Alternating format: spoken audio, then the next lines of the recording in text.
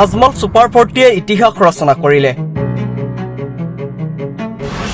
নিজে কৈ থকা কামটো হোৱাৰ বাবে কিয় উদ্বেগ মুখ্যমন্ত্ৰী ডক্টৰ হিমন্ত বিশ্ব শৰ্মাৰ। কেইদিনমান আগতে আপোনালোকে দেখিছে যে আজমল ফাউণ্ডেশ্যনে মেডিকেলৰ পৰীক্ষা পাতিলে, ইঞ্জিনিয়াৰিঙৰ পৰীক্ষা পাতিছে, প্ৰায় 250 ল'ৰা ছোৱালী পৰীক্ষাত পাছ কৰিছে। যদি এনেকে থাকে আমি অসমৰ মেডিকেল ইঞ্জিনিয়াৰিং সিটবিলাক আমাৰ কোনে লৈ যাব? আজমলৰ মানুহে লৈ যাব। সৰ্বভাৰতীয় নিট পৰীক্ষাত জিলিকিল আজমল সুপাৰ 40 মেধাৱী শিক্ষাৰ্থী। নিট পৰীক্ষাত উত্তীৰ্ণৰ সংখ্যাৰে আজমল সুপাৰ 40 সমগ্ৰ ৰাজ্যখনলৈ গৌৰৱ কঢ়িয়াই আনিছে। আৰ্থিকভাৱে পিছপৰা শিক্ষাৰ্থীয়ে সপোনৰ বাট মুকলি কৰিছে আজমল সুপাৰ 40ৰ সহায়ত। 2 শতাধিক শিক্ষাৰ্থীয়ে এইবাৰ আজৰিলে সফলতা। 720 নম্বৰৰ ভিতৰত 690 নম্বৰ লাভ কৰি জায়েদ আফ্ৰিদিয়ে পালে সৰ্বভাৰতীয় 750 ৰেংক। শৈক্ষিক সমাজ উৎফুল্লিত, আনন্দিত ৰাজ্যবাসী। স্বাভাৱিকতে আত্মহাৰা হ'ব লাগিছিল মুখ্যমন্ত্ৰীও, কিন্তু কাৰ্যত যেন সেয়া হোৱা নাই। এয়া ভাষণত মুখ্যমন্ত্ৰীৰ উদ্বেগ। কেইদিনমান আগতে আপোনালোকে দেখিছে যে আজমল ফাউণ্ডেশ্যনে মেডিকেলৰ পৰীক্ষা পাতিলে, ইঞ্জিনিয়াৰিঙৰ পৰীক্ষা পাতিছে, প্ৰায় 250 ল'ৰা ছোৱালী পৰীক্ষাত পাছ কৰিছে। যদি এনেকে থাকে আমি অসমৰ মেডিকেল ইঞ্জিনিয়াৰিং সিটবিলাক আমাৰ কোনে লৈ যাব? আজমলৰ মানুহে লৈ যাব। আমাৰ আপত্তি নাই, পঢ়ি শুনি লৈ গ'লে 20-30% লৈ যাওক, কিন্তু গোটেইবোৰ লৈ গ'লেতো মনত দুখ লাগিব নহয়। ইয়াত আজমলৰ মানুহ মানে কাৰ কথা কৈছে মুখ্যমন্ত্ৰীয়ে? কিয় দুখ লাগিব মুখ্যমন্ত্ৰীৰ? এতিয়া এটা বিশেষ ফেচবুক পোষ্ট চালেই সকলো স্পষ্ট হৈ পৰিব। কথাখিনি আপুনিও নিজেই ভাবিব পাৰিব।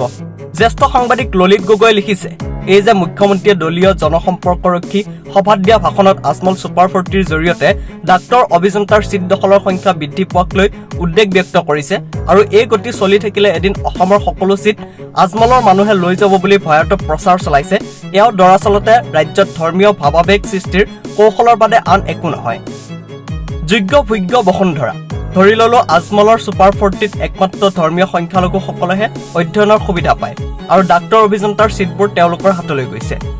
এই ক্ষেত্ৰত দেখোন মুখ্যমন্ত্ৰীয়ে নিজেহে গৌৰৱ কৰিব লাগিছিল, কাৰণ মাদ্ৰাছাসমূহ ভংগৰ বেলিকা আৰু মুছলমান মহিলাসকলৰ ওচৰত তেওঁই দেখোন কৈ আহিছিল যে তেওঁলোকৰ সন্তান মৌল্লা মৌলবী নহয়, ডাক্তৰ অভিযন্তা হোৱাটোহে আমি বিচাৰো। আৰু এতিয়া সেই একেজন মুখ্যমন্ত্ৰীয়ে ওলোটা খৰ মাৰি অসমৰ সকলো চিট আজমলৰ মানুহে দখল কৰিব বুলি খিলঞ্জীয়াক ভয় খুৱাইছে। অৰ্থাৎ মুখ্যমন্ত্ৰীৰ বাবে মুছলিমৰ সন্তান মৌল্লা মৌলবী হলেও বেয়া আৰু ডাক্তৰ অভিযন্তা হলেও অপৰাধ। মুঠতে ৰাজ্যত সংখ্যালঘু বিদ্বেষী এক পৰিৱেশ বাহাল ৰখাটোৱেই যেন তেওঁৰ কাৰচাজি আৰু সমতাত টিকি থকাৰ মূলধন। দীৰ্ঘকাল শিক্ষামন্ত্ৰীৰ পদত থাকি তেওঁ নিজে কিয় বৃহত্তৰ অসমীয়াৰ স্বাৰ্থত আজমলৰ সুপাৰ 40ৰ দৰে অনুষ্ঠান খুলি থলুৱা ল'ৰা ছোৱালীবোৰক ডাক্তৰ অভিযন্তা হোৱাৰ বাবে যোগ্য কৰি তোলাৰ চিন্তা মনলৈ অহা নাছিল? এয়া কি তেওঁৰ অদূৰদৰ্শিতা আৰু ব্যৰ্থতাৰ চিন নহয় জানো? সেই শৈক্ষিক বাতাবৰণ সৃষ্টিৰ বাবে তেওঁ ইমান দিনে কি কৰিছিল? সন্দেহ হয় এতিয়া তেওঁ যিবোৰ কথা কৈছে সেয়া জাতিটোৰ প্ৰতি সঁচা ভালপোৱাৰ স্বাৰ্থত কৈছে নে আজমলৰ নাম লৈ দুনাই নিকৃষ্ট আৰু বিভাজনৰ ৰাজনীতি কৰিব বিচাৰিছে? কথাতে কয়, এবাৰ সাপে খুটিলে কেঁচুলৈকে ভয়। ঠিকেইটো, ৰাষ্ট্ৰীয় সংবাদ মাধ্যমত মুখ্যমন্ত্ৰীৰ ভাষ্য আৰু জনসভাত মুখ্যমন্ত্ৰীৰ মন্তব্যত এই তফাত কিয়? বিচাৰ্য ৰাজ্যবাসীৰ इरादा वही है कि हमारा मुसलमान भाई बहन मद्रासा में ना जाए, उसका जगह में वो लोग डॉक्टर बने, इंजीनियर बने, समाज को रोशन करे। मन में इरादा वो है, कितना कर पाऊंगा वो पता नहीं। 700 अभी तक हुआ है। मैंने जब स्कूल में गया मैं लोगों को पूछा क्या बनना चाहते है बेटा? दादा मैं डॉक्टर बनना चाहता हूँ। मैं बोला आप तो गलत जगह में आ गया, यहाँ तो आप डॉक्टर नहीं बनेगा, यहाँ तो आप मौलवी बनेगा। बोले ऐसा है क्या? क्या बनेंगे? बोले आप तो मद्रासा अगर पढ़ेगा तो आप डॉक्टर कैसे बन सकते हैं? तो बच्चा बोला क्या हम लोग डॉक्टर नहीं बन सकता हूं? मैं बोला ना, ये स्कूल से तो नहीं बन सकते हो बेटा। क्या बनेंगे वहां से? तुमको किसने डाला? बोले मेरा पिताजी ने इसमें डाला।